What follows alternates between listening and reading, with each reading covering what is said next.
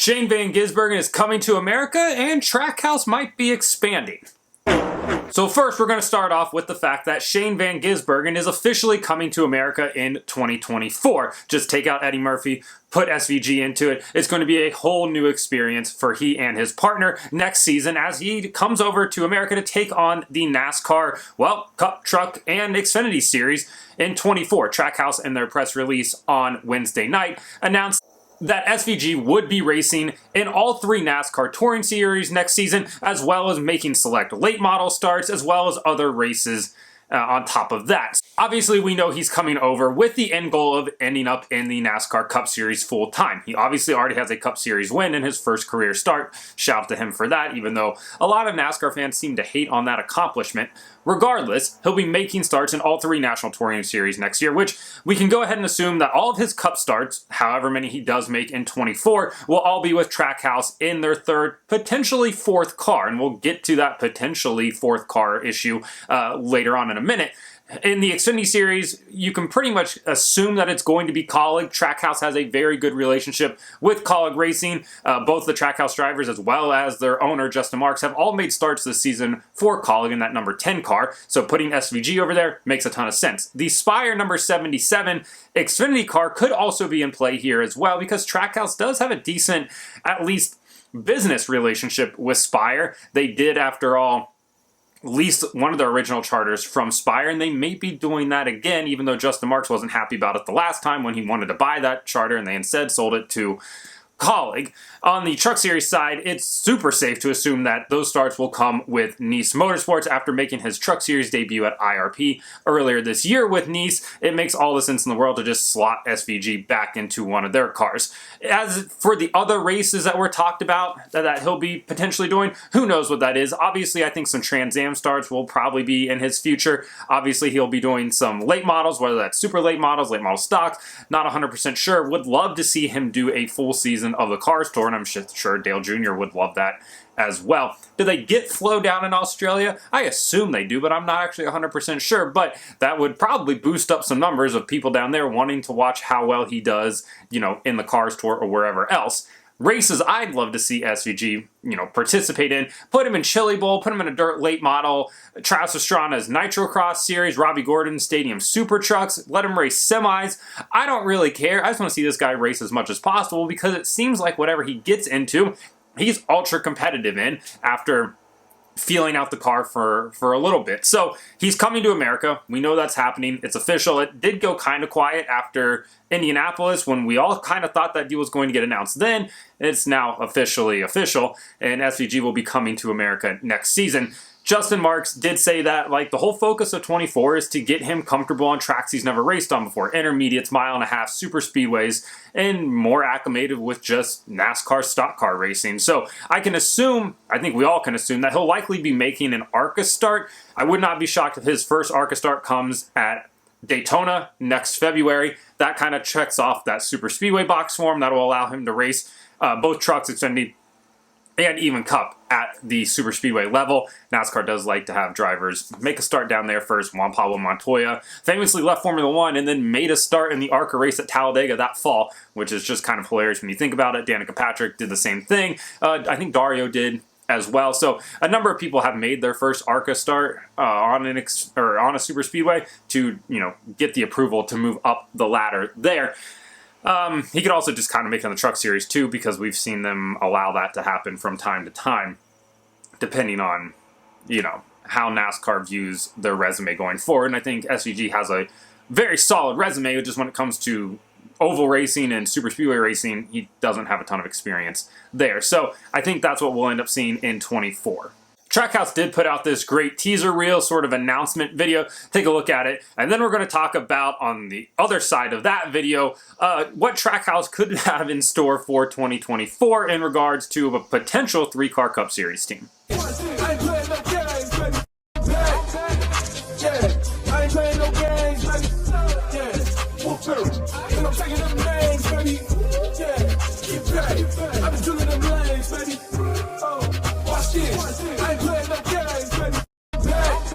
So last night, before the SVG news was announced, literally within an hour of that deal being announced, it was floated by Adam Stern that Live Fast Motorsports has been approached by, multiple different teams about purchasing their charter for 2024, and it seems that Spire Motorsports is in the catbird seat, the Pied Piper, the Dale Jr. at Talladega, if you will, position to end up purchasing that charter from Live Fast, that number 78 car, with potentially the intentions of leasing that charter out to Trackhouse in 2024 as a possible landing spot for Zane Smith, who has been rumored to be headed to Trackhouse after Bob Pockers reported that earlier in the week. So let's break this down real quick. Spire Motorsports, they are the hoarder of charters. They're the Rick Ware Racing of NASCAR, if you will.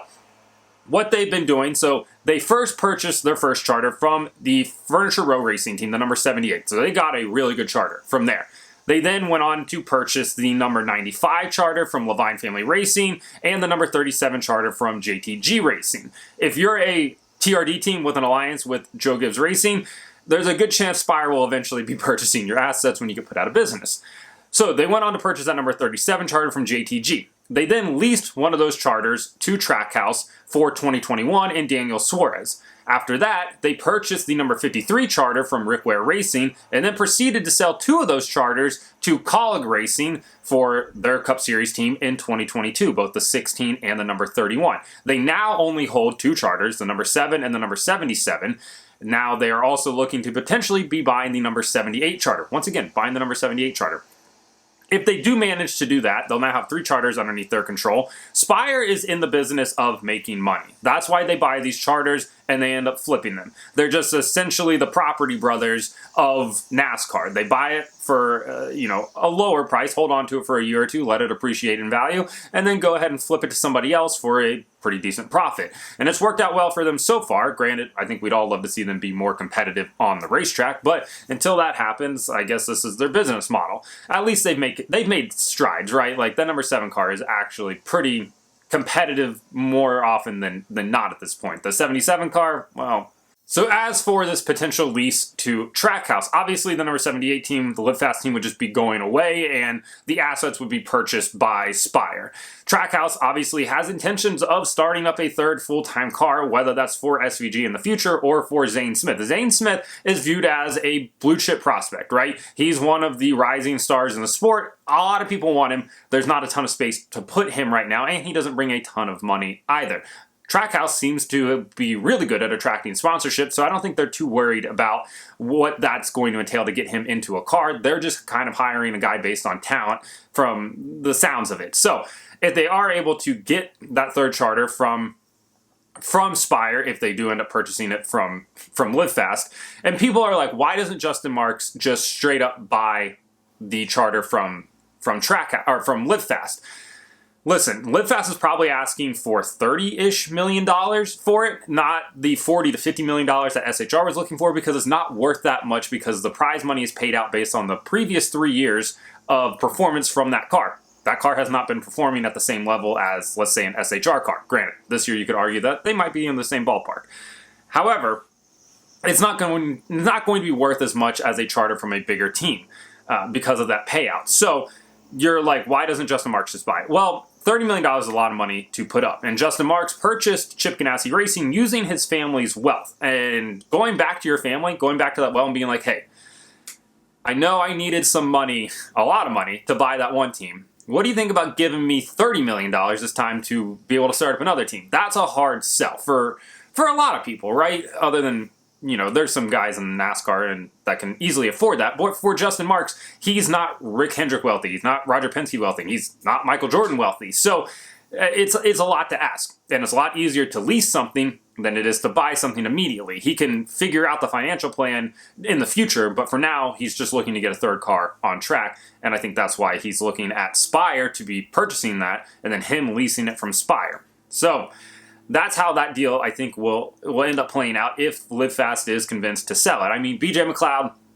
and Matt Tifter, they're trying to build something over there, but they just don't have the performance, and they're not making the same gains that other teams have that have been in that same position. I mean, even Rick Ware Racing is, at this point, trying to field competitive cars, and Live Fast is still just out there. And BJ is one of the nicest guys in the entire sport, so I only want good things to happen for that guy. And listen, buying a charter and then selling it for buying it at, I don't know, maybe $5 million when they did, and then selling it for 30, it's a pretty good return on investment. He and Matt Tiff can go sit around and figure out what they want to do next. So if I'm them, you probably sell out right now. Granted, holding on to it for another year until that new media deal is finalized, and then the worth of a charter probably goes up even more.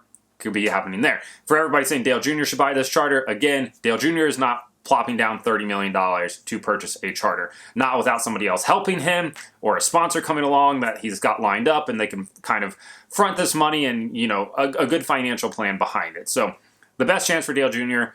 to end up on the NASCAR Cup Series grid is to either buy into a team or to just buy a team outright with somebody else, more than likely. So that number 91 or whatever it ends up being for Trackhouse in the third car could end up being Zane Smith's full-time ride in 2024, or it could be split between both he and Shane Van Gisbergen because it guarantees him a starting spot. Not that that really matters, but from a winning standpoint, from a purse standpoint, it does matter because it would get more money than an open car. But at the same time, if only 36 cars are showing up most weeks and you have spots for 40, you can always just enter that open car if they wanted to. If they, you know, wanted to run Zane Smith full time in that third car and then make select starts with SVG the same way they have been with that Project 91 car where it enters as an open car. So interesting things happening, and they're all centered around Trackhouse, who continues to be one of the bigger talking points in the sport over the last handful of years. So like and subscribe to the channel. Follow me on TikTok at BreakHard, Instagram, Twitter, and Threads at BreakHardBlog.